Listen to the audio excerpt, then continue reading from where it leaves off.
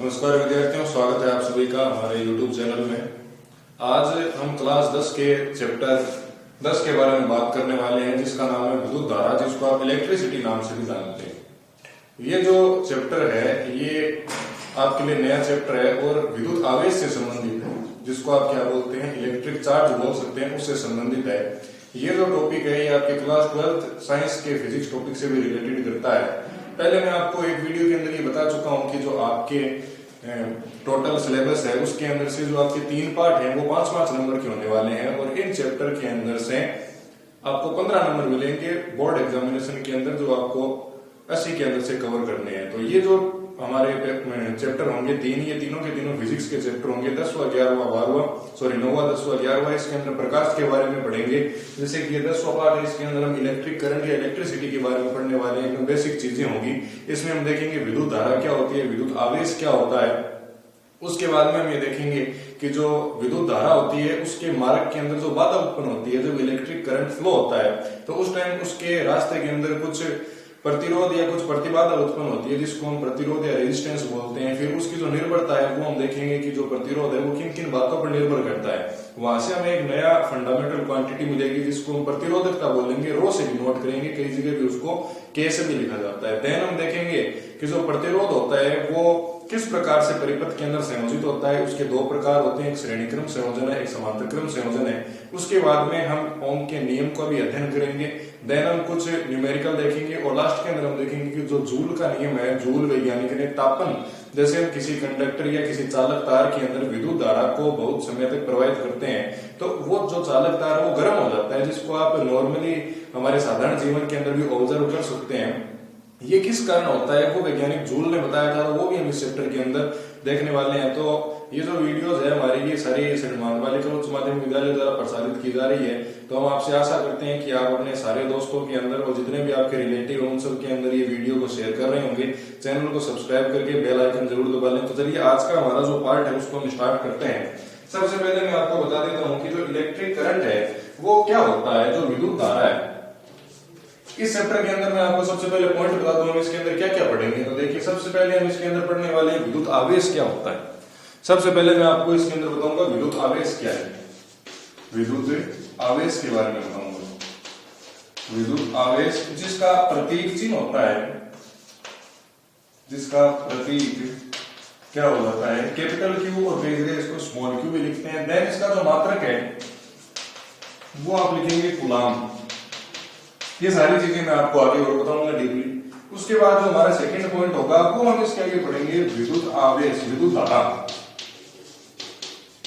ये आपका पहला जो पॉइंट होगा। इसके बाद में जो दूसरा पॉइंट है वो आपका हो जाएगा विद्युत धारा। इसका जो प्रतीक होगा उसको आप लिखते हैं आई से, इलेक्ट्रिसिटी आई, और इसका जो मात्रक होगा वो होगा एम्पियर।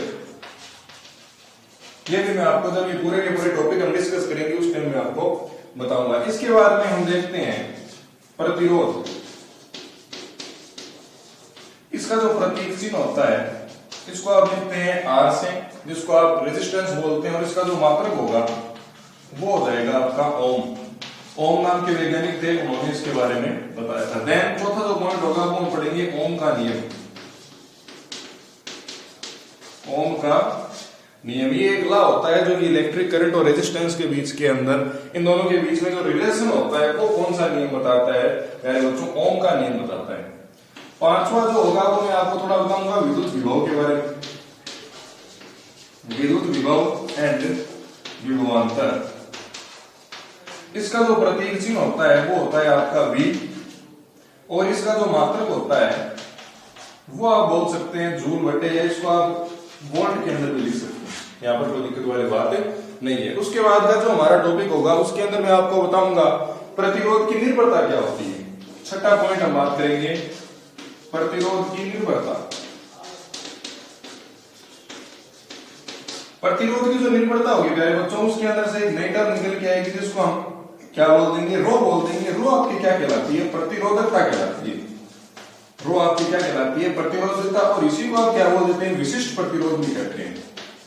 विशिष्ट प्रतिरोध भी कह देते हैं। तो ये आपको याद रखना है कि जो प्रतिरोधकता है उसी का दूसरा नाम क्या है, विशिष्ट प्रतिरोध भी होता है।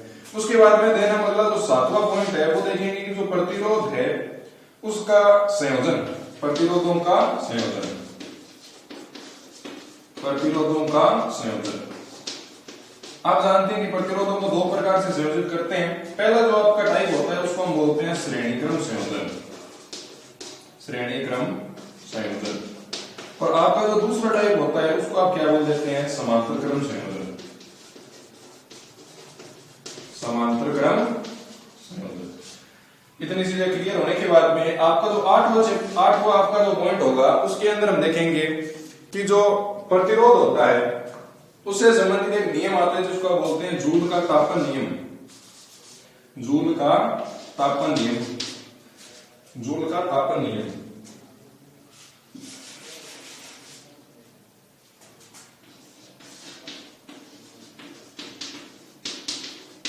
जूल का तापन नियम, ये जो नियम होगा ये किसी भी चालक तार के अंदर जब हम इलेक्ट्रिक करंट को या विद्युत धारा को फ्लो करते हैं तो उसके कारण उस तार के ऊपर क्या प्रभाव पड़ता है, तार गर्म हो जाता है तो उसके अंदर कुछ मात्रा के अंदर एनर्जी बाहर की तरफ मुक्त होती है। वो नियम कौन सा होगा, जूल का तापन नियम होगा। तो चलिए आज हम यहाँ से स्टार्ट करते हैं। जो विद्युत आवेश है वो आखिरकार क्या होता है तो वो मैं आपको बताता हूँ। एक बार मैं इसको क्लियर कर रहा हूँ, आप इसको नोट करते रहिएगा।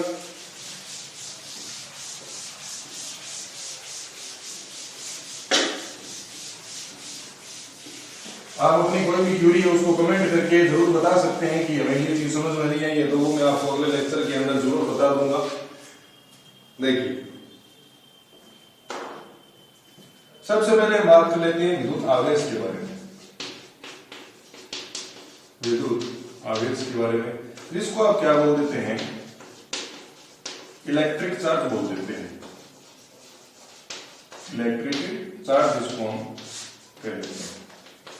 देखिए इलेक्ट्रिक चार्ज आखिरकार होता क्या है ये आप समझ लीजिए। सबसे पहले कि आप जानते हैं कि कोई भी जो पदार्थ होता है, देखिए सबसे पहले समझिए उसके बाद में डेफिनेशन बताऊंगा। कोई भी जो पदार्थ है वो वैज्ञानिक डाल्टन और महर्षि कणाद के अनुसार बहुत छोटे छोटे टुकड़ों से बना होता है और इन टुकड़ों को आप क्या बोल देते हैं, परमाणु कह देते हैं। देखिए केमिस्ट्री की थ्योरी है कि सबसे छोटी इकाई होगी वो कौन सी होगी, परमाणु होगी। परमाणु आपस के अंदर जुड़ेंगे तो किसको निर्मित करेंगे, अणु का निर्माण करेंगे। अणु आपस के अंदर जुड़ के क्या बनाते हैं, तत्व बनाते हैं। तत्व आपस के अंदर जुड़ के किसको बना देते हैं, यौगिक को बनाते हैं। और यौगिक आपस के अंदर क्रिया करके क्या बना देते हैं, मिश्रण बना देते हैं। देखिए बच्चों, और जो मिश्रण है वो आपके दो टाइप का हो सकता है। एक तो कौन सा है, समांगी प्रकार का, और एक हो सकता है आपका विषमांगी प्रकार का। ये चीज आप 9th क्लास के अंदर पढ़ के आए हैं कि कोई भी जो आपका सॉल्यूशन होता है, कोई भी जो आपका मैटर है वो सबसे छोटी इकाई परमाणु से बना होता है।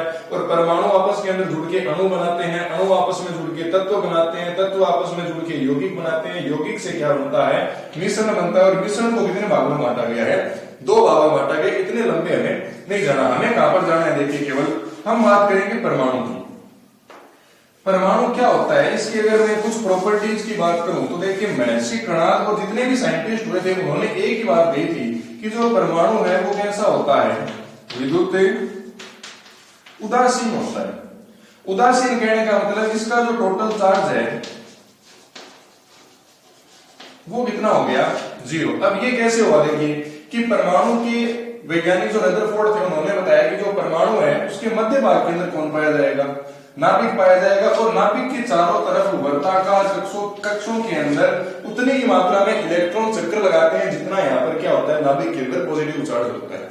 तो आप मान लीजिए कि नाभिक के अंदर कितना प्लस का चार्ज है, प्लस का 5 आवेश है, तो इसके बाहर भी इलेक्ट्रॉन कितने होंगे, 5 इलेक्ट्रॉन होंगे। उसको आप इस प्रकार से दर्शा सकते हैं, यहाँ पर 3 बता दो और यहाँ पर भी क्या हो गए, 2 इलेक्ट्रॉन होंगे। तो ये इलेक्ट्रॉन है ये आपके होते हैं माइनस चार्ज, और ये जो नाभिक है वो कैसा है, पॉजिटिव चार्ज। क्यों होता है, क्योंकि नाभिक के अंदर प्रोटॉन पाए जाते हैं, न्यूट्रॉन पाए जाते हैं। न्यूट्रॉन का आवेश 0 है, ये किसी के ऊपर इफेक्ट नहीं करता। जो प्रोटॉन है वो पॉजिटिव होता है, तो जो टोटल चार्ज है वो कैसा हो गया, धनावेशित हो गया नाभिक का। और जो इलेक्ट्रॉन है वो किस प्रकार के हो गए, ऋणावेशित हो गए। तो अब देखिए यदि मैं किसी प्रकार से इस एक इलेक्ट्रॉन को बाहर निकाल देता हूं तो इसके अंदर जो इसकी विद्युत उदासीनता है वो नष्ट हो जाती है। बात को ध्यान से सुनिएगा कि जो पदार्थ है वो परमाणु से बनता है, परमाणु विद्युत उदासीन होता है, मतलब उसका कुल आवेश कितना होता है, 0 होता है। तो उसके अंदर यदि मैं उसके बाहरी इलेक्ट्रॉन को बाहर निकाल देता हूं तो देखिए प्लस का तो हो गया 5 और माइनस कितने हो गए, 4। तो इसके ऊपर आवेश कितना आ जाएगा, प्लस का 1 आ जाएगा। समझ रहे हैं ना बात को। ये एक किस कारण उत्पन्न हुआ कि हमने इलेक्ट्रॉन को बाहर निकाल दिया, तो किसके कारण ये +1 उत्पन्न हुआ है, इलेक्ट्रॉन के कारण उत्पन्न हुआ है। तो आप परिभाषा क्या लिखेंगे, अब ध्यान से देखिएगा कि किसी भी पदार्थ के अंदर उपस्थित इलेक्ट्रॉनों की संख्या उसका क्या कहलाती है, आवेश कहलाती है। और ये इलेक्ट्रिसिटी से संबंधित होने के कारण इसको हम क्या बोलते हैं, विद्युत आवेश भी कह देते हैं। तो देखिए मैं यहाँ पर इसकी प्रॉपर डेफिनेशन लिख रहा हूं और वही आपको उसके अंदर लिखनी है एग्जामिनेशन के अंदर। तो देखिए एक बार इसको मैं रब कर देता हूं यहां से। अब जो डेफिनेशन लिख रहा हूं वो आपको पेपर के अंदर लिखनी है, अभी आप साथ साथ में नोटबुक के अंदर भी नोट करेंगे।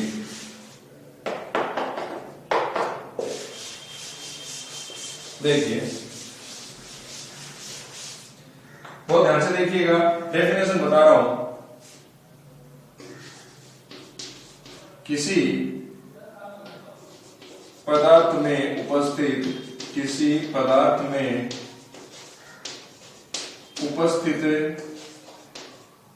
इलेक्ट्रॉनों की संख्या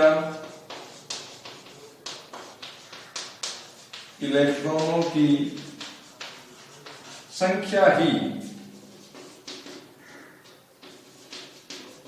उस पदार्थ का आवेश कहलाती है। किसी पदार्थ में उपस्थित इलेक्ट्रॉनों की संख्या ही उसका क्या कहलाती है, आवेश कहलाती है। अर्थात जो आवेश होता है वो क्या होता है, क्यू होता है। तो यहां पर लिख देता हूं, देखिए आवेश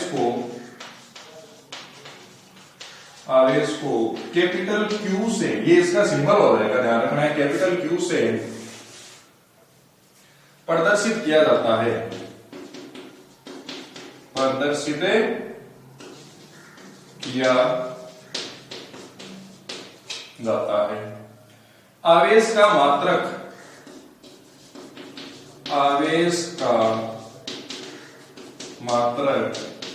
कूलाम होता है। आवेश का मात्रक,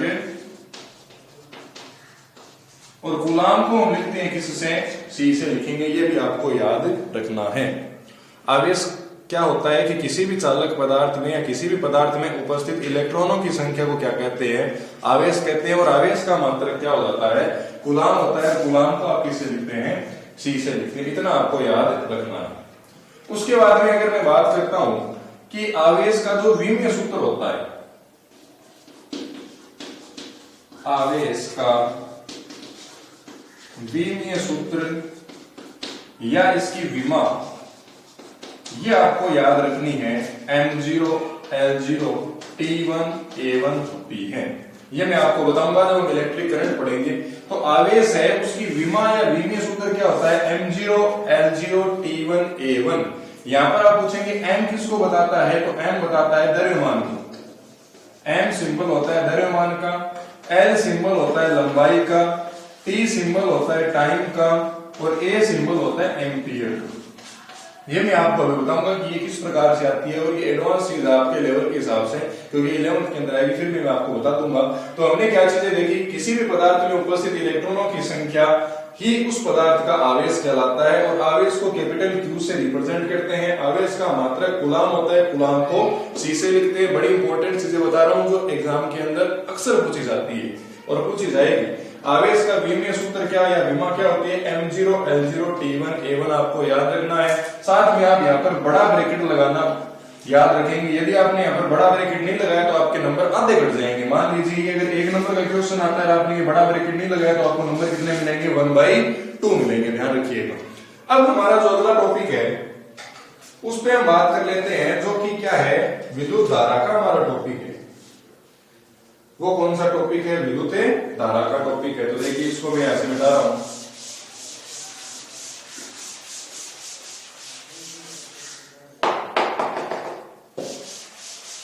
ये आप नोट्स के अंदर भी उतारते जाइए।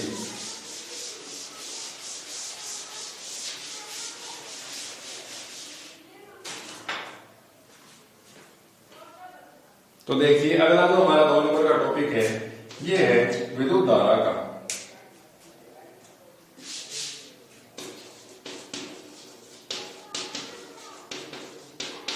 विद्युत धारा जिसको आप क्या बोल सकते हैं, इलेक्ट्रिक करंट।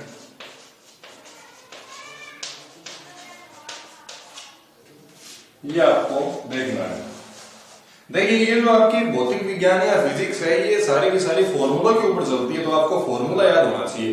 यदि आपको फॉर्मूले याद है तो आप इनकी डेफिनेशन को आसानी से बना सकते हैं। किस प्रकार कि सबसे पहले देखिए कि जो विद्युत धारा है इसका प्रतीक क्या होता है। विद्युत धारा का प्रतीक कैपिटल आई होता है, ये आपको याद रखना है। इसका प्रतीक चिन्ह क्या होता है, कैपिटल आई होता है, ठीक बात है। उसके बाद में विद्युत धारा का एसआई मात्रक, विद्युत धारा का अंतरराष्ट्रीय मात्रक, अंतरराष्ट्रीय मात्रक जिसको आप एसआई भी कहते हैं, सिस्टम इंटरनेशनल मात्रक क्या होता है, एम्पियर होता है, एम्पियर। ये आपको ध्यान रखना है और अपनी नोटबुक के अंदर नोट भी कर लेना है। अगला जो पॉइंट है वो आता है इसकी डेफिनेशन का। तो देखिए सबसे पहले मैं इसको आपका फॉर्मूला बता दूं। फॉर्मूला ध्यान रखिएगा, फॉर्मूला अगर याद होगा तो इलेक्ट्रिक करंट की परिभाषा आप आसानी से बना सकते हैं। देखिए फॉर्मूला जो होता है वो होगा आपका I बराबर Q बटे T। अब देखिए परिभाषा आप किस प्रकार से बनाएंगे। ये जो I है ना ये किसको बता रहा है, विद्युत धारा को बताता है। ये किसको बताता है, विद्युत धारा को। I बता रहा है विद्युत धारा को।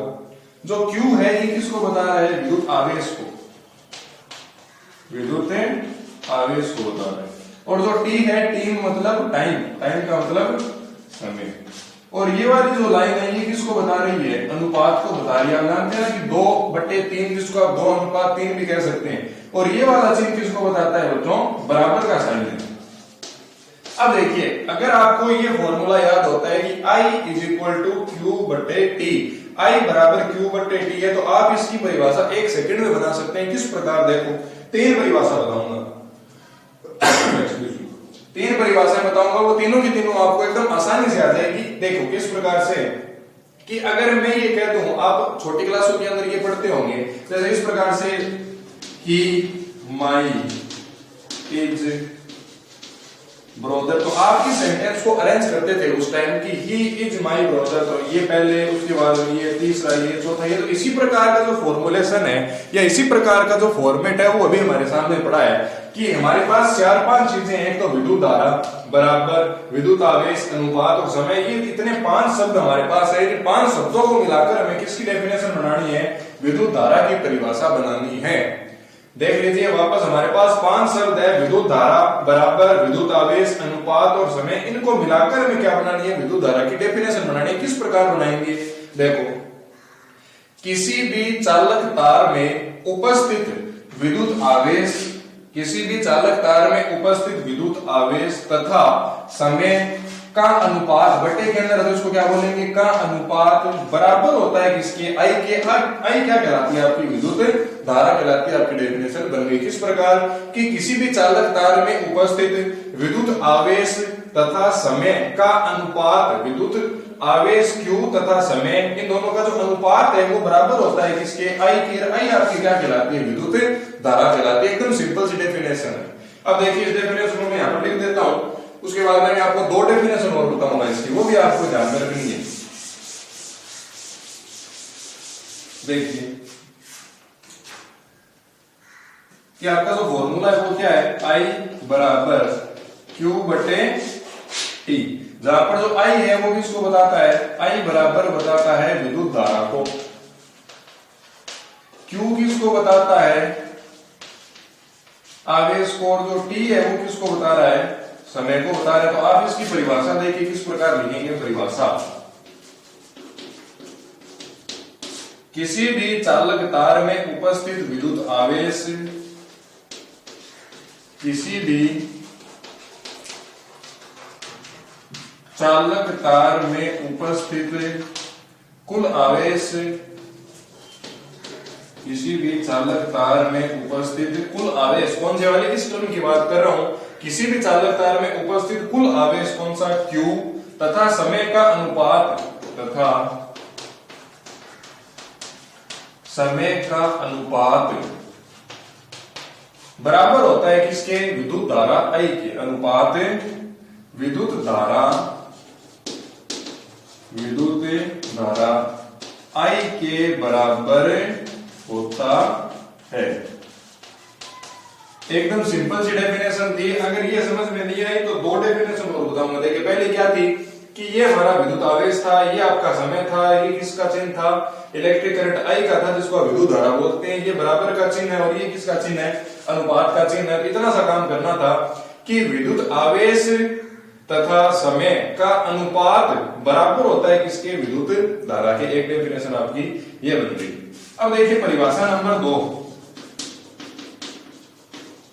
ये परिभाषा नंबर 1 और परिभाषा नंबर 2, तीन परिभाषा बता दूंगा। देखो किस प्रकार से कि यदि हम क्या कर दें कि ये जो आपका T है इसको मैं 1 कर दूं। मान लीजिए कि आपका जो T है, चलिए तो लिख देते हैं कि आपका फॉर्मूला है I बराबर Q बटे T। मैं कह रहा हूं कि इस T को मैं कितना कर दूं, 1 सेकंड कर देता हूं। और विज्ञान की भाषा में यदि आपने किसी चीज को 1 कर दिया तो उसको क्या बोलेंगे, एकांक किया है। हमने किसको एकांक किया है, T को। T क्या कहलाता है आपका, एकांक समय। और 1 कर दिया तो यहां पर जब मैं 1 रखूंगा तो बट्टे के अंदर 1 होगा, मतलब वाली बात है। तो देखिए ये वाली टर्म आपकी गायब हो गई और जो Q था वो किसके बराबर हो गया, I के बराबर हो गया। ये कब हुआ कि जब मैंने T को कितना कर दिया, 1 सेकंड कर दिया। तो उस स्थिति में जो इलेक्ट्रिक है आपकी विद्युत धारा है वो किसके बराबर हो जाती है, Q के बराबर हो जाती है। तो आप परिभाषा क्या लिखेंगे, देखिए एकांक समय में, एकांक समय में, एकांक समय में, एकांक समय में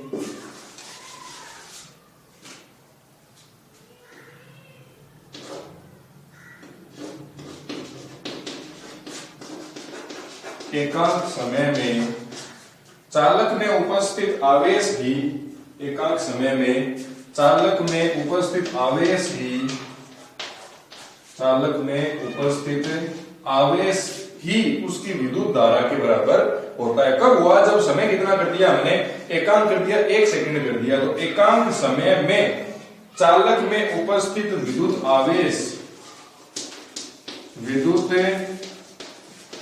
आवेश ही विद्युत धारा के बराबर होता है, विद्युत धारा के बराबर होता है। वापस देख लीजिए जी, वापस देख लीजिए एक बार। मैंने डेफिनेशन क्या बताई है, परिभाषा सेकंड किस प्रकार उत्पन्न हुई, जब मैं इस T को कितना कर दूंगा, 1 कर दूंगा। 1 करते ही 1 को विज्ञान की भाषा में क्या बोलेंगे, एकांक बोलेंगे। एकांक हमने किसको किया, T को किया। T का मतलब क्या है, टाइम है। टाइम का मतलब समय। जब आप समय को कितना कर देंगे, 1 सेकंड कर देंगे, तो बट्टे में जब 1 है तो 1 का कोई मतलब ही नहीं है। और ये जो Q है वो किसके बराबर हो जाएगा, I के बराबर हो जाएगा।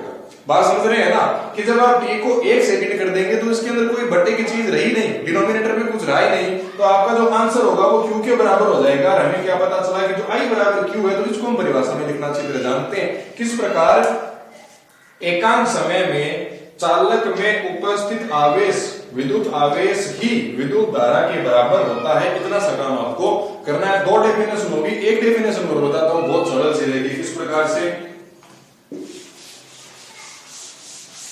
अब थोड़ा याद कीजिए कि आप जब विद्युत आवेश पढ़ रहे थे तो उस टाइम आपने ये मेंशन किया था कि जो विद्युत आवेश है वो इलेक्ट्रॉनों की संख्या के बराबर ही होता है। विद्युत आवेश है वो किसके बराबर होता है, इलेक्ट्रॉनों की संख्या के बराबर। तो Q बराबर आप क्या कह सकते हैं कि उसके अंदर इलेक्ट्रॉन होते हैं। आवेश किसके बराबर होता है, इलेक्ट्रॉन के बराबर होता है। इलेक्ट्रॉन 1 हो सकता है, 2 भी हो सकता है, 3 भी हो सकता है, 4 भी हो सकते हैं। इलेक्ट्रॉन कितने भी हो सकते हैं, ये उसके ऊपर कोई भी पाबंदी नहीं है कि इलेक्ट्रॉन 5 होंगे, 10 होंगे, 50 होंगे। हम कह देते हैं कि इलेक्ट्रॉन कितने हैं, n इलेक्ट्रॉन है। n का मतलब है कि n इसके अंदर 1 भी हो सकता है, 2 भी हो सकता है, 3 भी हो सकता है और अनंत भी हो सकते हैं। अनंत का मतलब बहुत सारे, जिसको आप काउंट नहीं कर सके, जिस प्रकार तारे। तो आप देखिए कि हमने क्या बोला कि किसी भी चालक में जो उपस्थित आवेश होता है वो इलेक्ट्रॉन के बराबर होता है। और इलेक्ट्रॉन कितने भी हो सकते हैं, 1 इलेक्ट्रॉन हो सकता है, 2 हो सकते हैं, 3 हो सकते हैं और अनंत हो सकते हैं। तो हमने यहाँ पर क्या लगा दिया, Ne। अब देखो आप जो फॉर्मूला लिख रहे हो किस प्रकार होगा, I बराबर Q बटे T था, Q की जगह क्या रख दीजिए, Ne रख दीजिए। तो Ne बटे टी। अब देखो,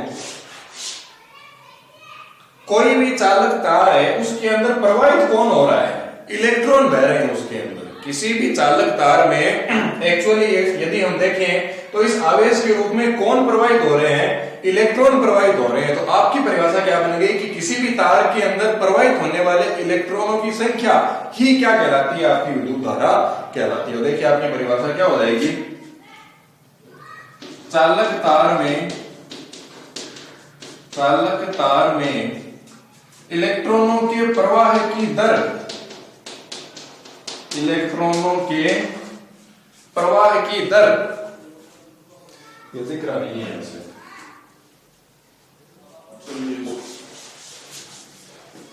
किसी भी चालक तार में,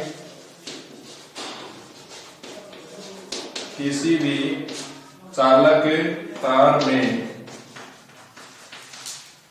इलेक्ट्रॉनों के प्रवाह की दर, इलेक्ट्रॉनों के प्रवाह की दर, प्रवाह की दर विद्युत धारा I के बराबर होती है।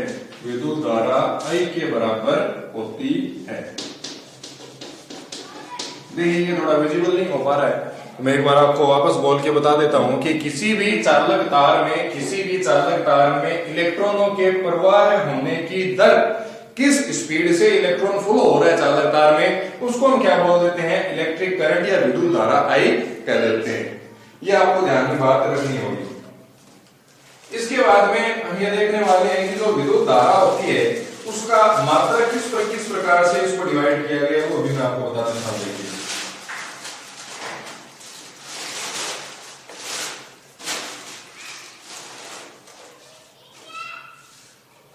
अब थोड़ी यहां पर हम ये चर्चा कर लेते हैं कि जो इलेक्ट्रॉन होता है इसका आवेश कितना होता है, ये मैं आपको बता दूं।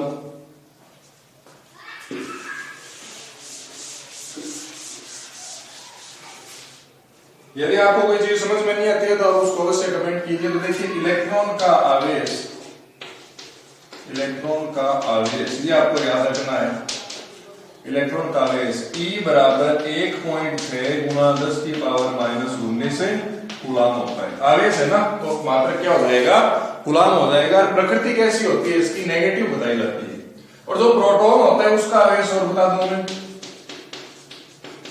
प्रोटॉन का आवेश इलेक्ट्रॉन के आवेश के बराबर होता है, लेकिन उसका साइन कैसा होता है? प्लस का होता है।